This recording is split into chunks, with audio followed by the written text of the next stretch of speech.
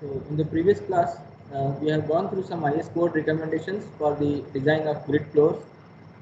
Then we have also gone through Rankine's Grashof method, uh, and we found the moment in X and Y direction of the grid floors. Now we'll take an example to understand both these approach of designing the grid floors. So let us take the first example.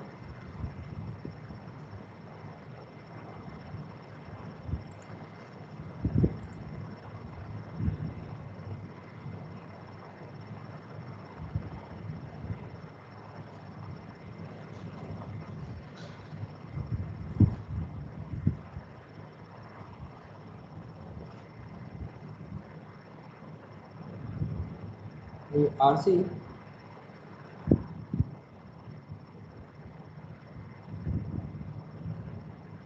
grid floor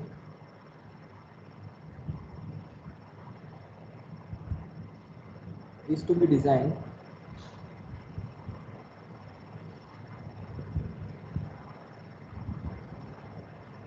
to cover a floor area of 12 meter by 18 meter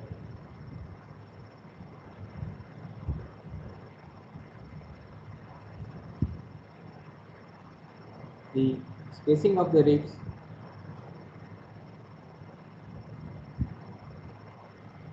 is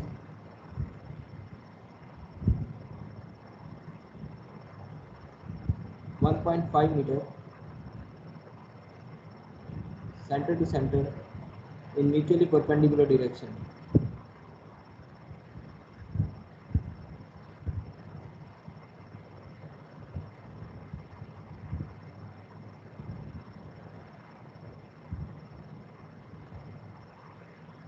Live load on floor is 3 kN per square meter. Adopt M20 grade of concrete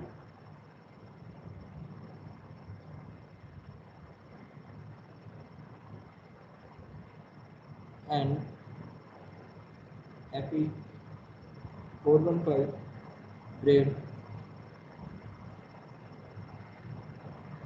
HYSD bars.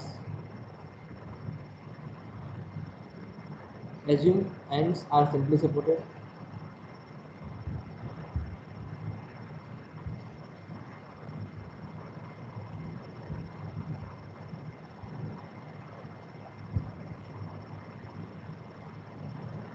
Analyze the grid floor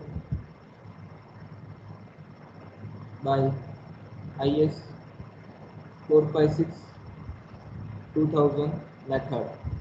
Okay, so in the first example, we'll be designing by the first approach, that is IS 456 2000 recommendations, and design suitable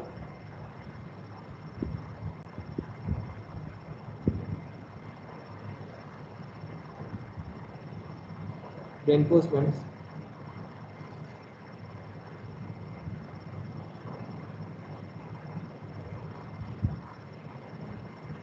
in the grid floor.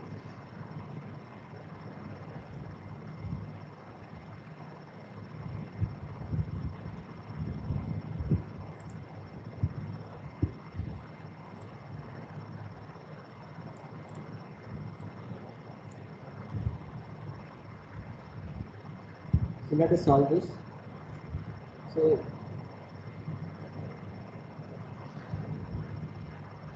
we have been given a floor area of 12 meter by 18 meter. Okay, we have to design RC grid floor of area 12 meter by 18 meter.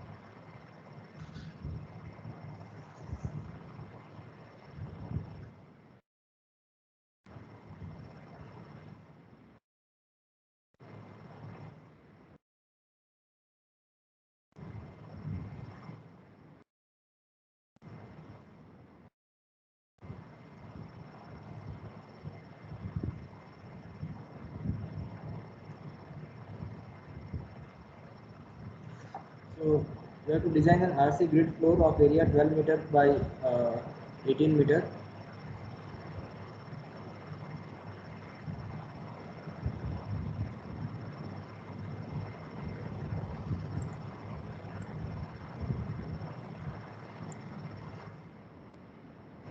Second, the spacing of ribs is 1.5 meter. So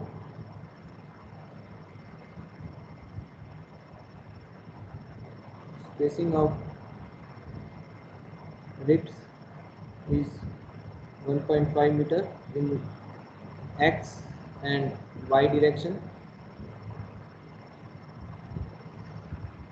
Then we have been given the live load as 3 kilonewton per square meter. Then 920 and 415 and design it as per IS 456 2000. Okay, so now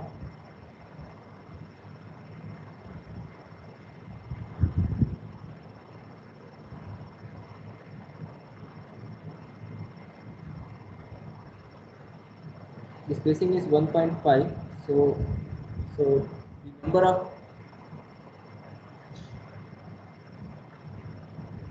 of beams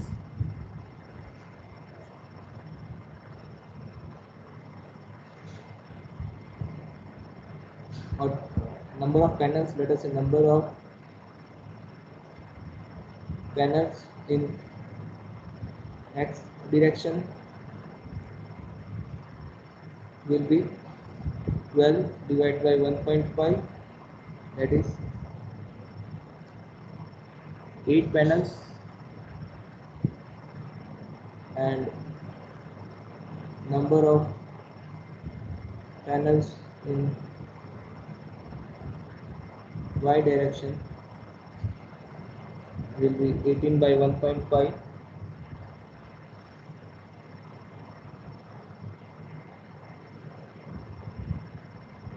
that is 12 panels. Okay, so this is 12 along x 12 meter, along y 18 meter. So let us draw the center line of the ribs.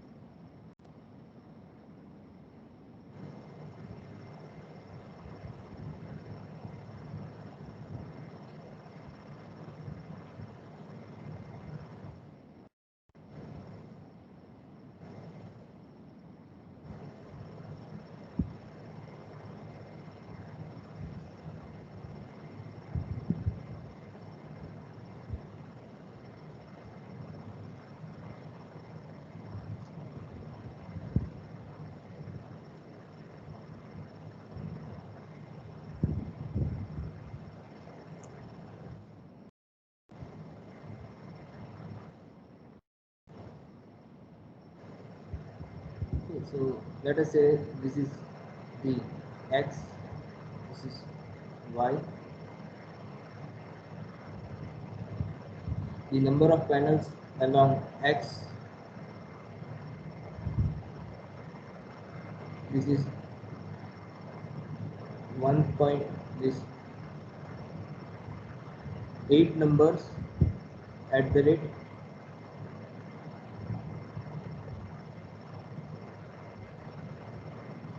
1.5 meter center to center.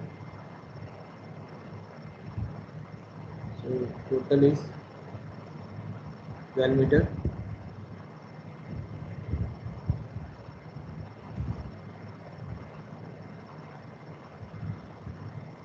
This is 12 numbers at the 1.5 meter center to center.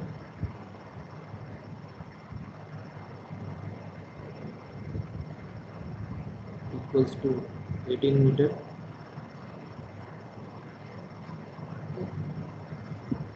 So this is given to us. Now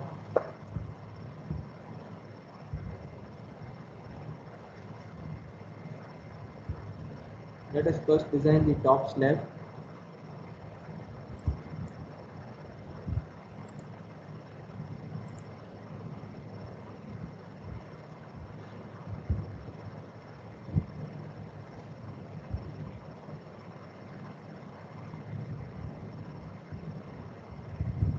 So design of top slab. Let us consider for design of top slab. Let us consider any one interior slab, topping slab. So here the size of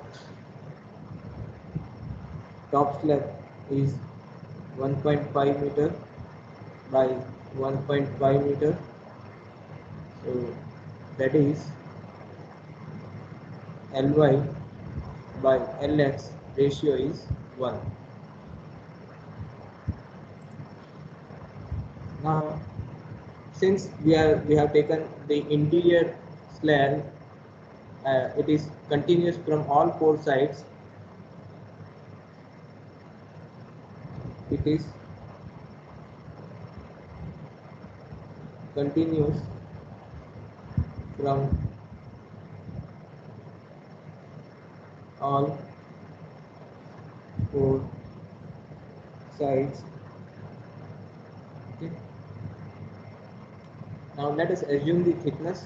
So thickness of this slab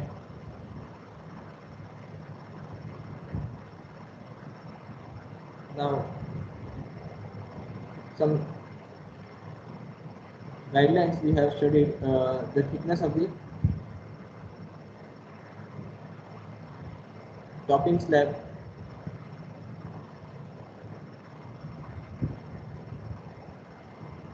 actually this is a two-way slab.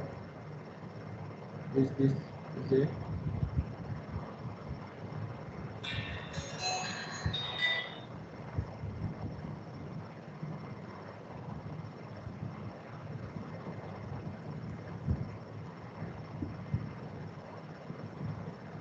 two-way slab. So the thickness of the slab as per IS 456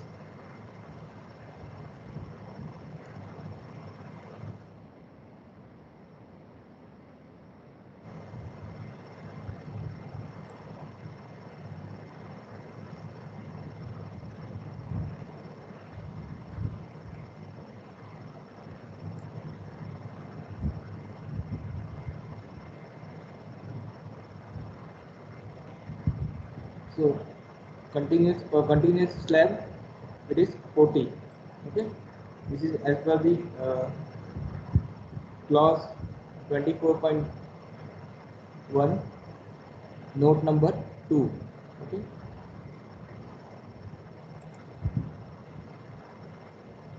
the thickness of the slab may be taken as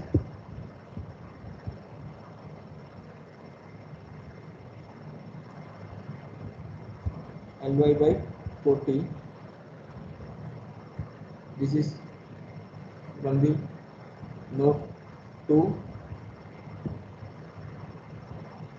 clause 24.1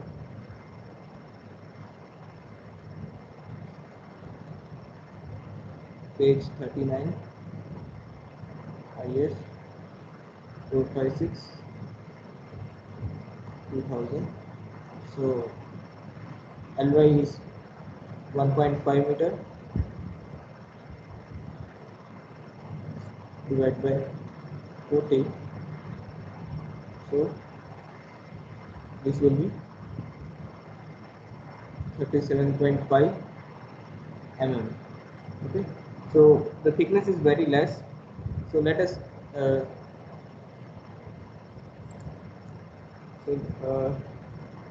let the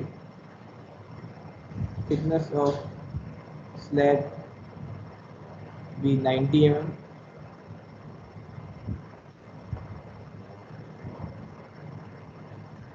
Okay.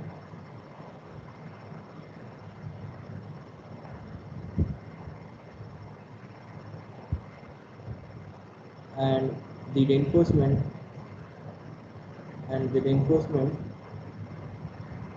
is placed at the center.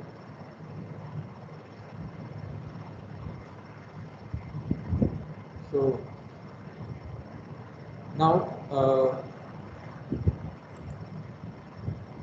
we'll find the load on the slab.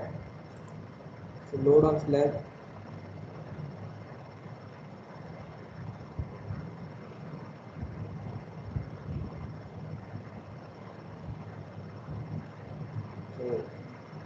first is its own self-weight. So self-weight will be equal to this thickness 90 mm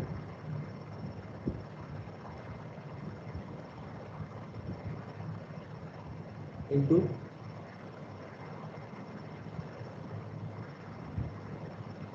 25. So that will be 2.25 kilonewton per square meter. Second is the floor finish. So let us assume the floor finish as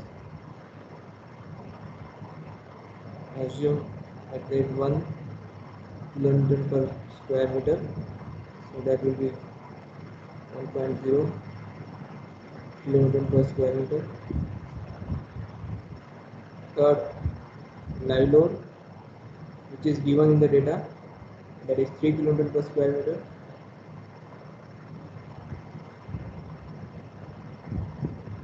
So the total load on slab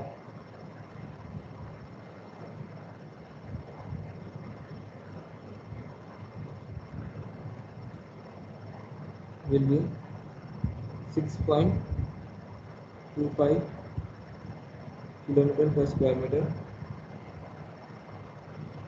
Therefore, factored load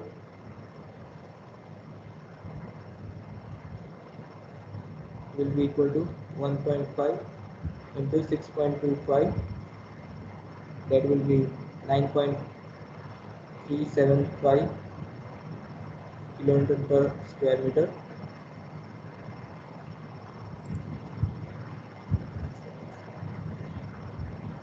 Now from table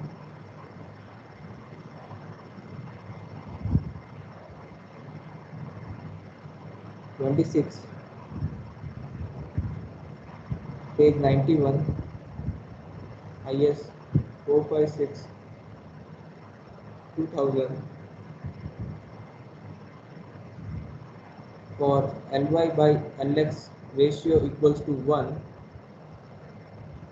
the coefficients alpha x and alpha y are 0.032.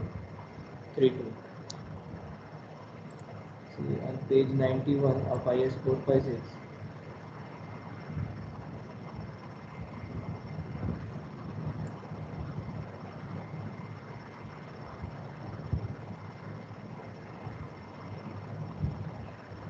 For interior panel, Ly by Lx ratio 1, The negative moment at the continuous edge is 0.032,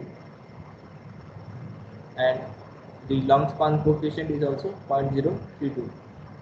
Okay, so alpha x and alpha y both are 0.032. So this implies moment MUX equals to MUY equals to 0.032 into the intensity of load 9.375 into 1.5 square, so that will be 0.675 kilonewton meter kilonewton mm.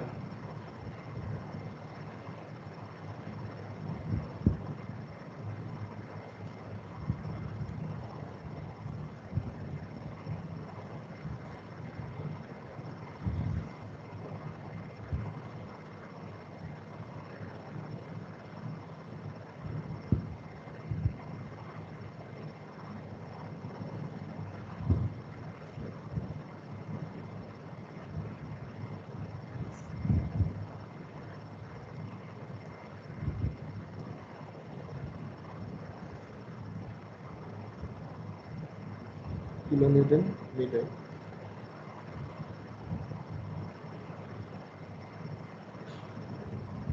So you have the moment. Now the effective depth of the slab, effective depth of slab will be equal to, see, this is the total is 90. Reinforcement will be placed at the center. So the effective depth will be 90 by 2. That means this minus half the bar diameter. So that will be 90 by 2 minus, let us assume 8 mm bar dia. Assume 8 mm bar. So that will be 41 mm.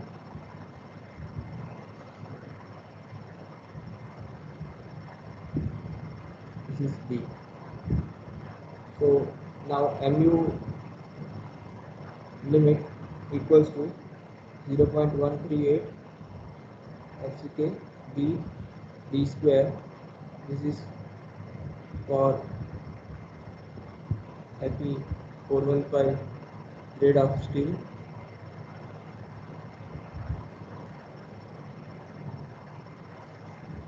So MU is 0.67, 0.675 into 10 to the power 6 equals to 0.138 into 20 into width is 1000 into D is 41 square.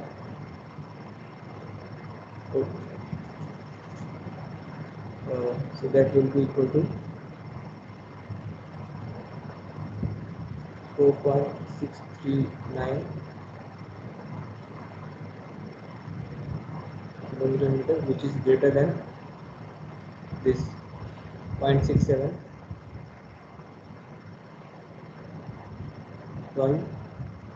kilometer meter. Therefore, okay.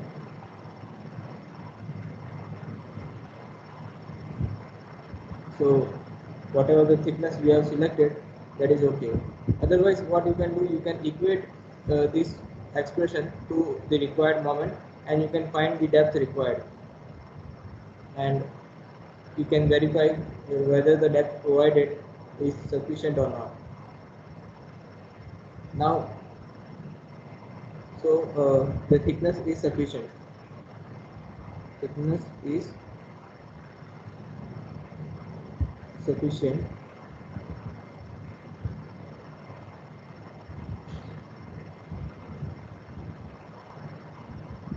Now we provide the reinforcement. So the reinforcement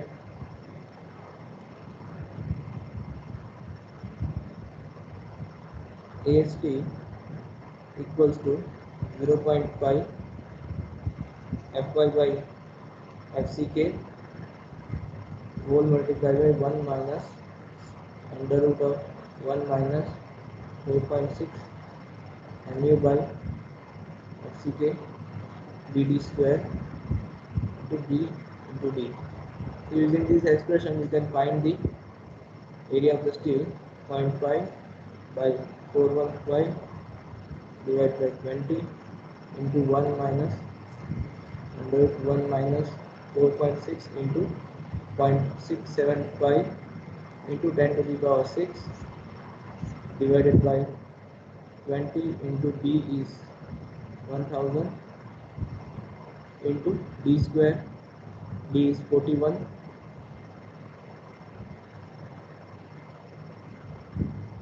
Now this is to be multiplied by 1000 into 41.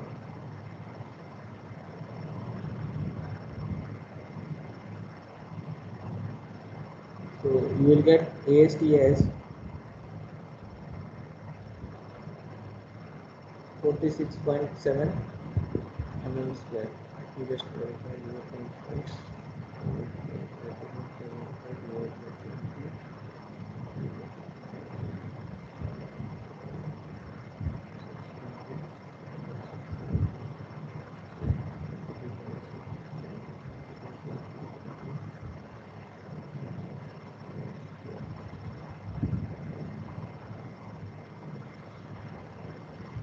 Yes, 46.7 is the AST required.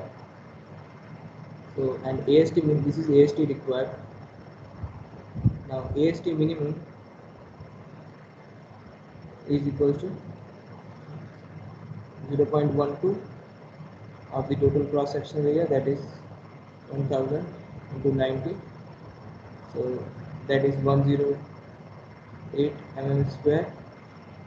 So this will be the governing steel. So using 6 mm bar, we will not use 8 mm bar which we have assumed earlier because the reinforcement requirement is so less. So we will go by 6 mm bars. So using 6 mm bars, the spacing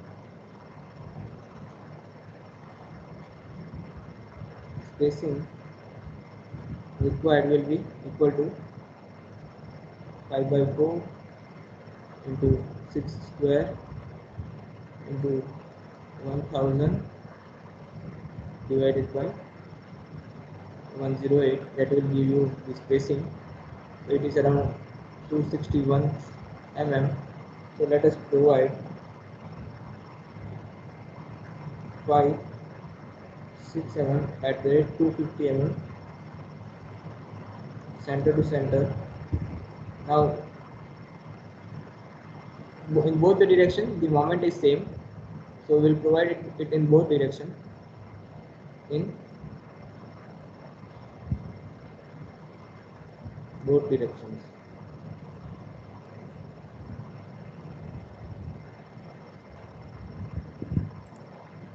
Now next is the design of rib. See, if you see the section of any of this portion,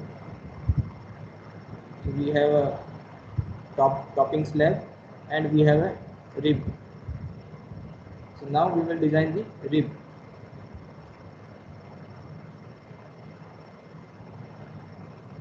Okay. So let us design the rib.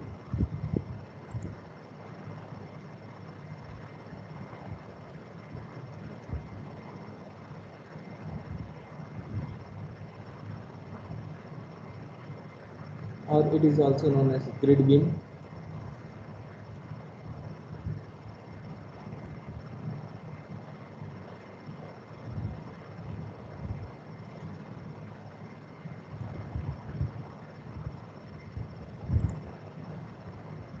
So first we determine the size of the beam.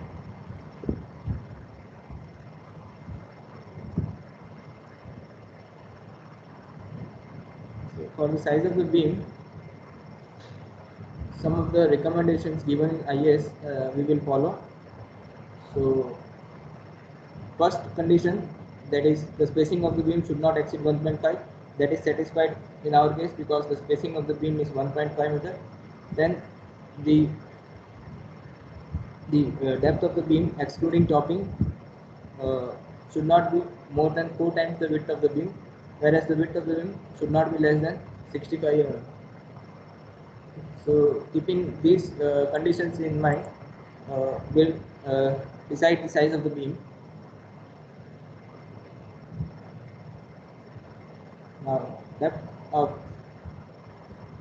beam,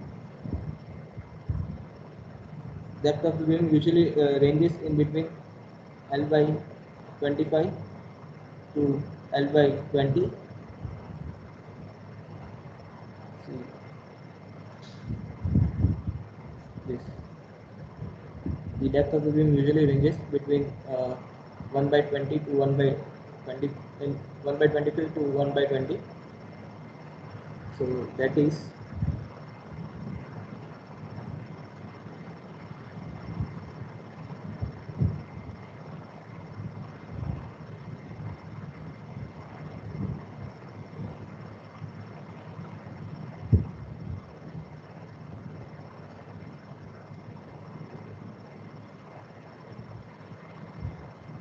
that is equal 0 divided by 25. So around between 480 to 600 mm.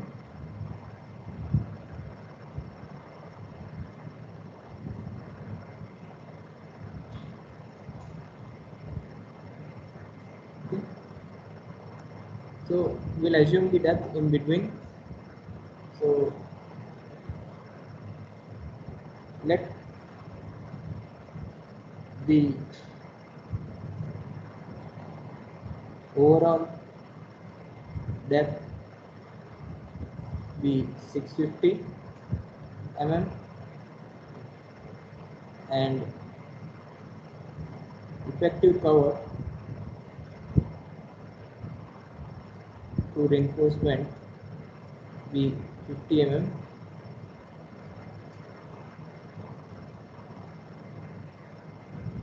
So therefore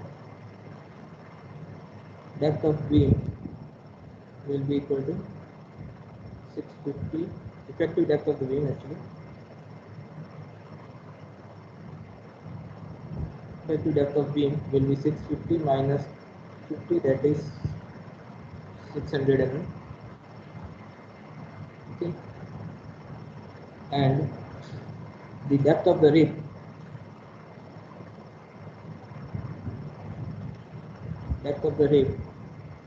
will be equal to 600 minus 650 minus 90. 650 minus 90, that will be 560 mm.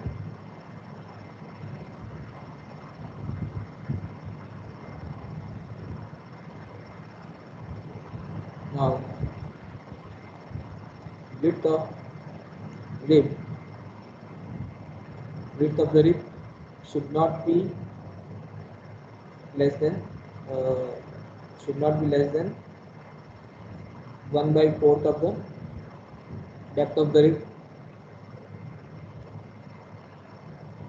Depth of rib, that is equal to 1 by 4 into 560. So it will be 140 mm.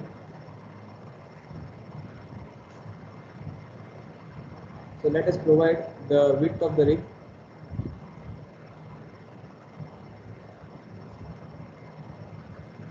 Let us provide the width of rib equals to 150 mm, means more than that, more than 140. So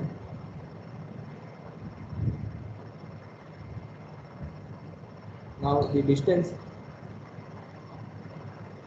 between two adjacent beams, between two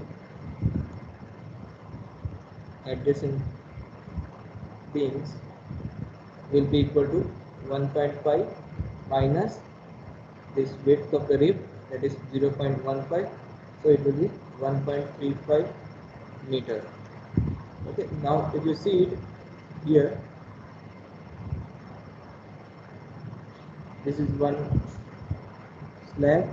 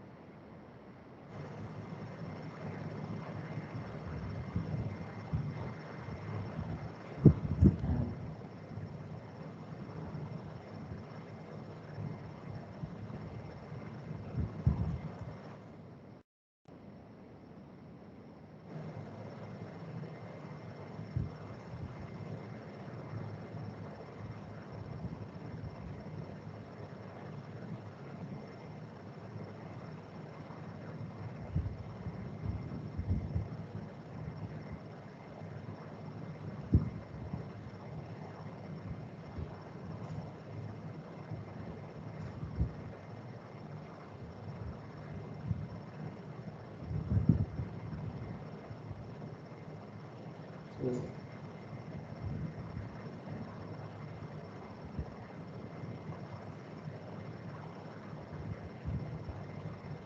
the center to center distance is 1.5 meter, and the distance between two two adjacent beams will be 1.35 meter.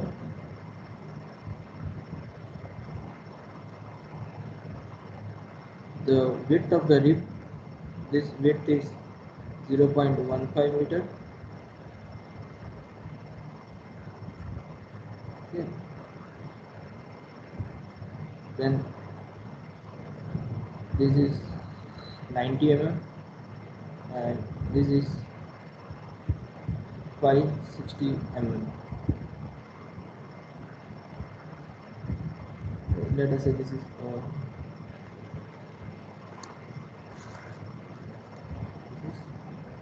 150 mm.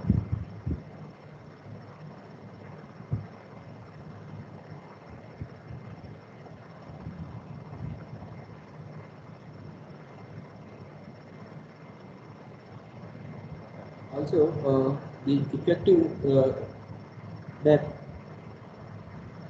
let the reinforcement be placed here. So this is 50 mm and this is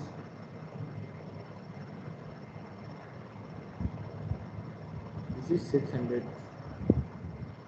mm. Okay. So the overall depth is 650.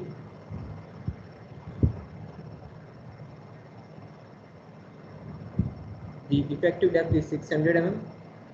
Effective cover is 50 mm. The depth of the rib is 560. The width of the rib is 150.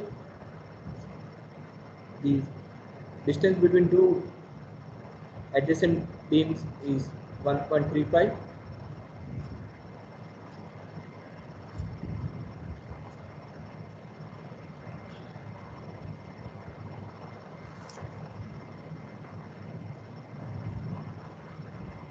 Now, total number of such beams will be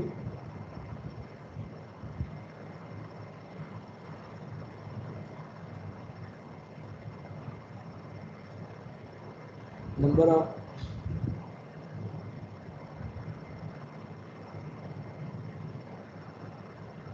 we have already found the number of panels.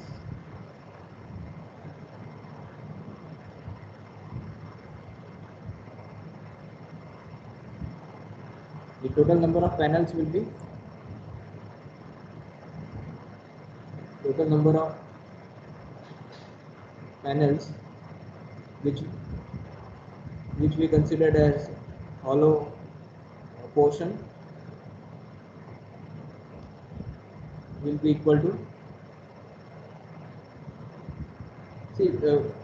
we want to find the weight of the slab, weight of this slab. So what we can do, we can find the weight of the solid slab and deduct the hollow portion.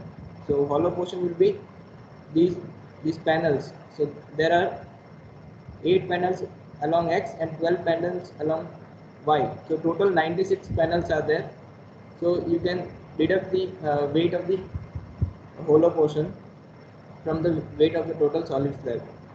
So here total number of panels will be 8 into 12, that is 96 numbers. Therefore, the self weight of grid floor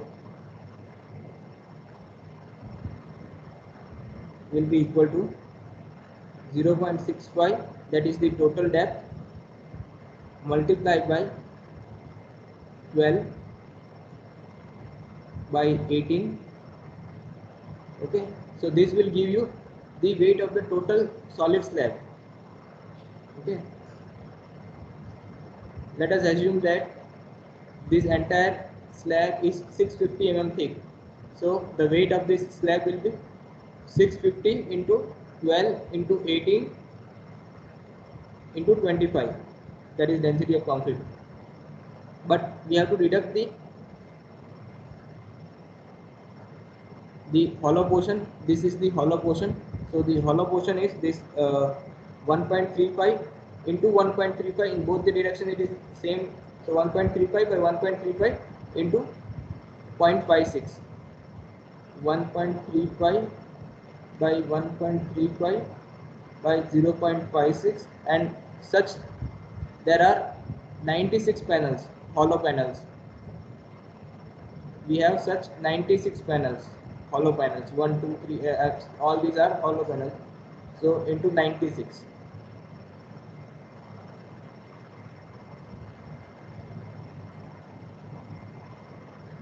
this is number of hollow portion. This is the volume of hollow portion. Single means single panel. Volume of each hollow portion. Each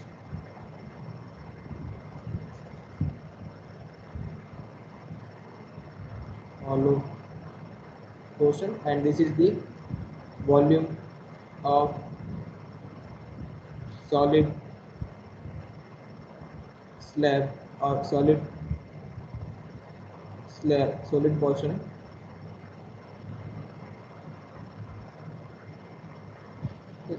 multiply by 25. This is multiplied by 25, you will get the weight of the grid floor. So this will be 1060.56 kilonewton. So we have the weight of the grid floor now, but we are interested in load per square meter. So therefore the self weight of grid floor per square meter per unit area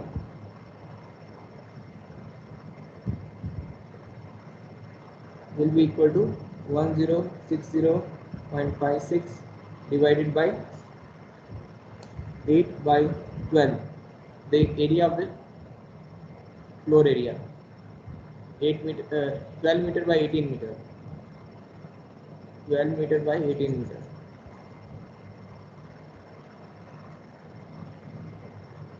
So this will be 1060.56 divided by 12 by 18. So that will be 4.91 kilonewton per square meter. 4.91 kilonewton per square meter. Then the other loads are same as earlier, that is floor finish. Floor finish is equal to 1 kilonewton per square meter, and live load is equal to 3 kilonewton per square meter. So the total load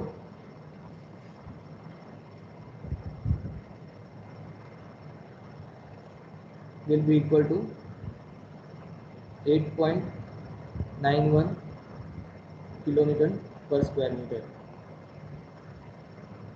Therefore, the factored load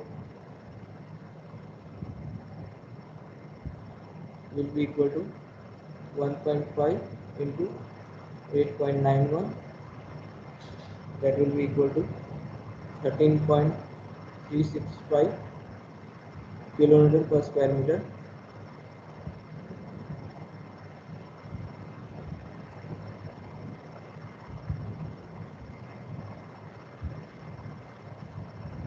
Okay, so therefore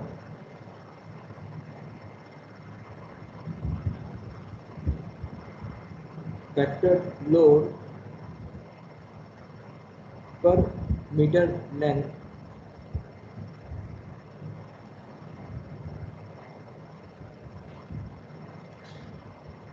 of beam will be equal to 1.5, that is the transverse spacing, multiplied by 13.365. See, this is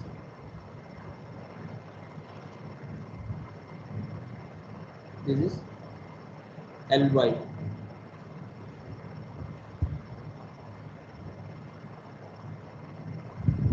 See, you have the per square meter load on the beam, so you have to convert it into per meter length. So what we have to do,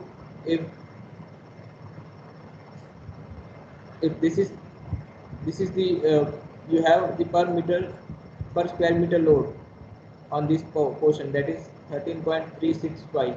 Now we want to find the UDL on this beam. So the UDL on this beam will be equal to 13.365 multiplied by, see, similarly on this panel also it will be the same, 13.365, 13.365, 13.365,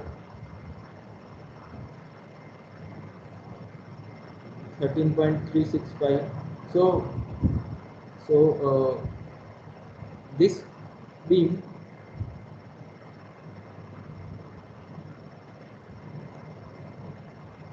will get half of the load from this side,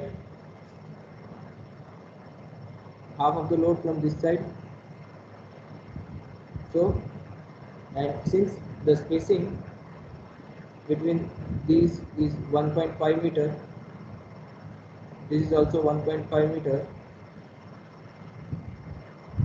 this is also again 1.5 meter, this is 1.5 meter, same way here also this is 1.5 meter, this is 1.5 meter.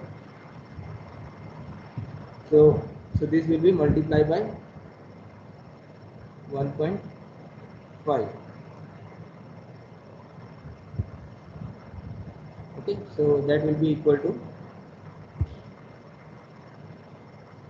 20.04 kilonewton per meter UDL, that is the value of Q1. This is the value of Q1. Same way we have to find the value of Q on this side as well.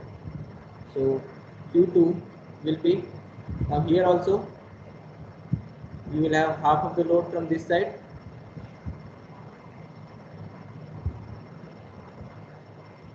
and half of the load from this side. It will be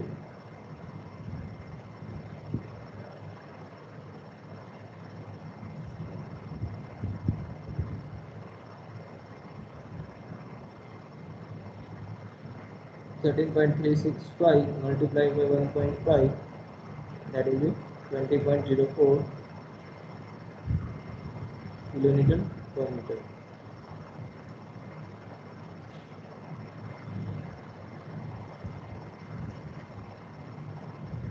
So this value is 20.04 kilonewton per meter.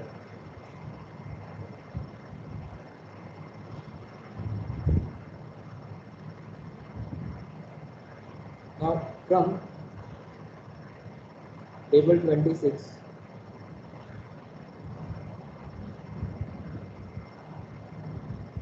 page 91, IS 456 2000 for 4x discontinuous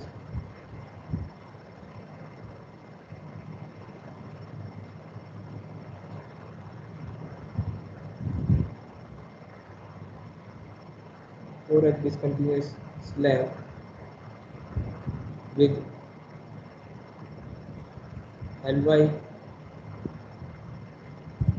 by Lx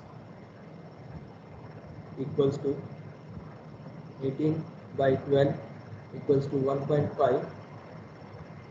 So for all 4h discontinuous, Ly by Lx ratio of 1.5, the value is 0.089 along x direction and 0.056 along y direction. The values of alpha x is 0.089 and the value of alpha y is equals to 0.056. This is from table 26, page 96, IS 456 2000. So this implies MUX in x direction will be equal to alpha x into this Q x times Lx square, so that is 0.089 into 20.04 into 12 square, so this will be 256.94 kilonewton meter, and MUy is equals to alpha y Qy Lx square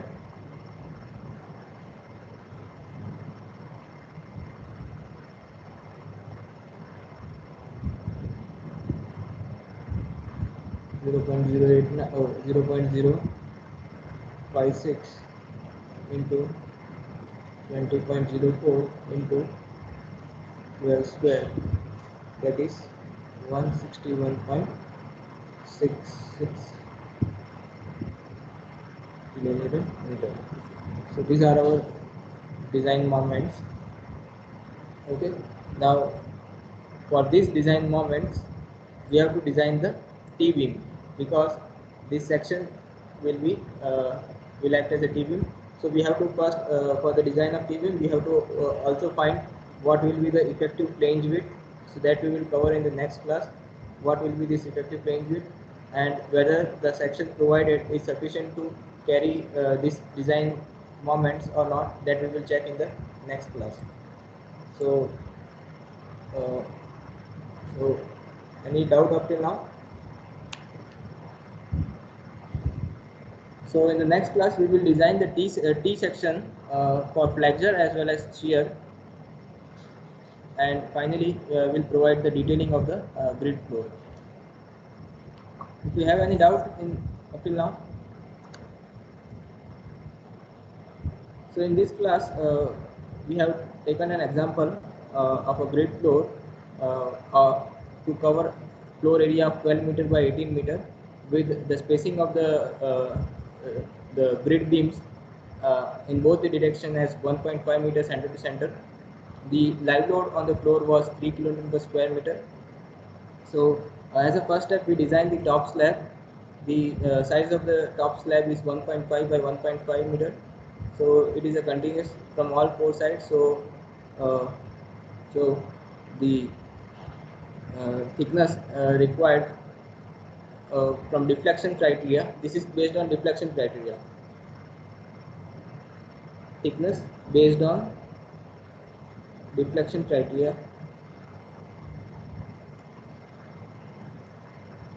Deflection criteria would be Ly by 400, that is 1500 by 40. So that is so from deflection point of view, we require only 37.5 mm, but from practical point of view, we have to provide the minimum cover and the bar as well. So let us provide 90 mm thickness, and the reinforcement is placed at the center in single layer. Now next is to calculate the now we in this step we have the size of the slab and we have the thickness of the slab. Now next step is to verify the thickness provided is sufficient or not. So for that we have to first find the load on the slab. So the load on the slab was uh, due to the self weight, due to floor finish, and due to live load. So the total load was 6.25 kN per square meter, which was factored by 1.5 partial safety factor for loads. So this comes out to be 9.375 kN per square meter. Then for Ly by Lx ratio of 1, the value of bending moment coefficients given in table 26, page 91, IS 456-2000. These coefficients are 0.032. So you will get the moment in x and y direction as 0.675 kN meter. Now the effective depth would be half the overall depth of the slab minus half the bar diameter, since the bar is provided at the center. So the effective depth is 41 mm.